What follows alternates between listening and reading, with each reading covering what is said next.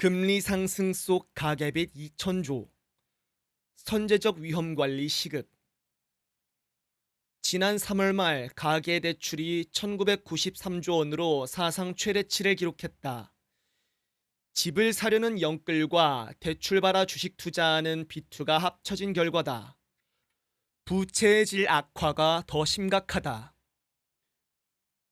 정부 규제로 은행권 대출은 소폭 감소했는데 저축은행, 상호금융, 새마을금고 등 금리가 높은 비은행권 대출이 8조 2천억 원 급증한 것이다.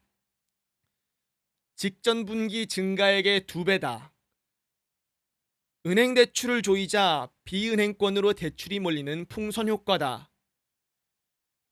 증권사 신용공여액도 7조 3천억 원 급증해 직전 분기의 2배를 넘었다.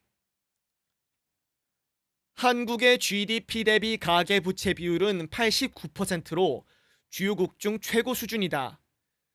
금리 인상의 충격이 다른 나라보다 더 클 수밖에 없다. 대출 금리가 1%포인트 오를 경우 가계의 연간 이자 부담은 12조 9천억 원 늘어난다. 중동전쟁 장기화로 물가가 오르고 주요국 중앙은행이 금리 인상을 검토하는 상황이다. 이미 미국을 비롯한 주요국 채권금리는 상승 기조로 돌아섰다. 미국채 30년물 금리는 글로벌 금융위기 직전인 2007년 이후 19년 만에 최고치다. 미 금융권에선 금융시장 혼란에 대한 경고음이 울리고 있다. 한국 시장에서는 외국인이 10거래일 연속 44조 원 넘게 주식을 순매도한 여파로 8,000선을 넘었던 코스피가 7,200대로 떨어지고 달러 대비 원화 환율은 1,500원을 넘었다. 모두가 글로벌 금리 인상에 대비한 리스크 관리에 나서야 한다. 무리한 비투와 영끌을 자제하고 기업은 유동성 확보에 만전을 기해야 한다. 정부도 가계대출 총량과 비은행권 부실 위험을 관리하고 환율 급등과 외국인 자금 이탈을 막기 위한 방어선을 구축해야 한다. 커지는 인플레 공포, 고유가, 고금리, 고물가 대비해야. 인플레이션 공포가 커지고 있다. 세계 경제는 미국 이란 전쟁이 장기간 교착 상태에 접어들면서 호르무즈의 덫에 빠져들었다. 국제 유가는 여전히 배럴당 110달러 안팎의 높은 수준을 유지 중이다. 글로벌 채권 시장에서는 투매 현상이 지속되고 있다. 고유가에 따른 인플레이션 상승과 주요 선진국 재정 악화 우려가 이유다. 국채금리 급등은 시장금리를 자극하고 주식시장 급락을 유발하고 있다. 여기에다 달러 강세 압력이 거세지면서 원달러 환율이 1,500원대를 오르내린다. 금융시장 변동성 증폭과 더불어 물가 불안이 고개를 들고 있는 것이다. 채권시장에선 경고음이 높다. 미국 국채 30년물 금리는 19일 한때 5.20%까지 치솟았다. 글로벌 금융위기 직전인 2007년 7월 이후 19년 만에 처음 맞는 숫자다. 국제시장에서 벤치마크 역할을 하는 미국채 10년물 금리도 심리적 저항선으로 여겨지는 4.5% 선을 돌파한 뒤 상승세를 이어가고 있다. 영국과 일본의 국채 장기물도 최근 오름세다. 우리 국채도 예외가 아니다. 채권 가치 폭락의 배경에는 인플레이션이 있다. 전쟁 장기화 여파로 에너지 가격이 오르면서 물가 지표를 흔들고 있다. 시장에서는 일시적 인플레이션에 그치지 않고 지속적이고 심각한 문제로 번질 수 있다고 우려한다. 또한 환율이 불안하다.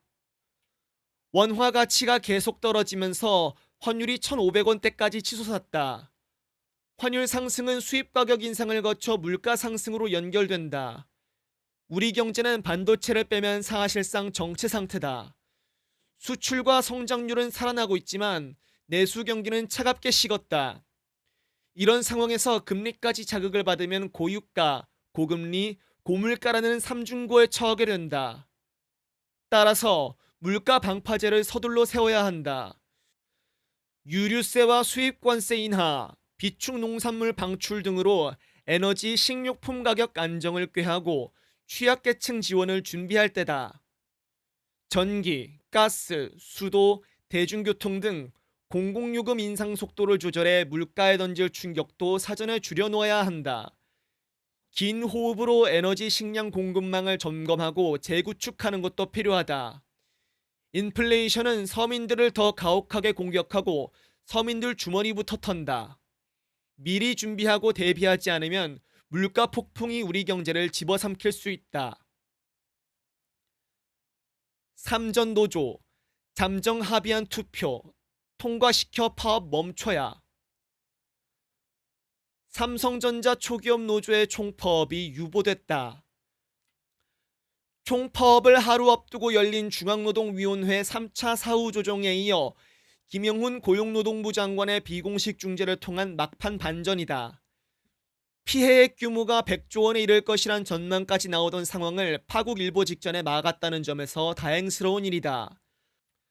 성과급 재원과 특별보상기관 등에선 일부 절충이 있었지만 적자를 내는 사업부까지 역대 성과급을 배분하라는 삼성전자 초기업 노조의 요구가 걸림돌이었으나 잠정 합의안을 조합원 투표에 붙이기로 했다.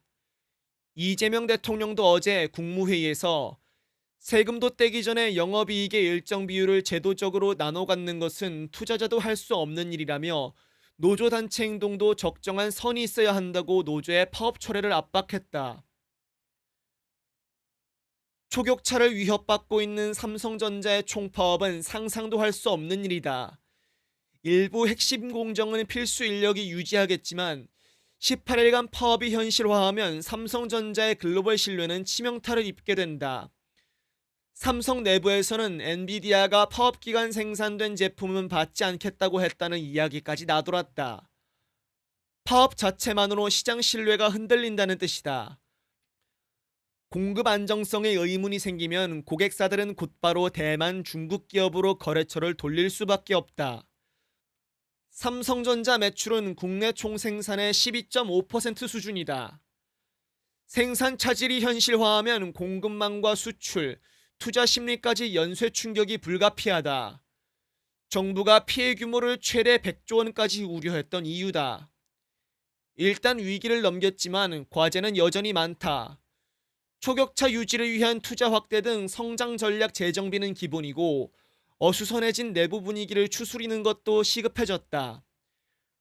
반도체 부문 주도의 성과급 협상에 반발해온 TV, 가전 등 디바이스 경험 부문 조합원들은 교섭 중단 가처분까지 신청한 상황이다. 삼성전자 협력업체 노조들도 성과 배분에 목소리를 내기 시작했다. 삼성전자 초기업 노조가 불을 붙이면서 현대차, HD 현대중공업 등 주요 대기업에서도 영업이익 N% 성과급 요구가 확산하는 분위기다. 합리적 성과 배분 체계도 구축해야 한다. 글로벌 반도체 기업들이 채택하는 양도금지 조건부 주식이 대표적이다. 이 제도는 회사가 성장하는 만큼 보상이 지속되므로 인재 유지와 신규 확보에 유리하다. 삼성전자 초기업 노조도 성찰이 필요하다. 회사의 경영 판단 영역인 성과급까지 미리 요구하는 것은 황금알을 낳는 거위의 배를 갈라 돈잔치를 하는 것이다. 이기주의에서 벗어나 연대와 상생의 노동조합 초심으로 돌아가야 한다.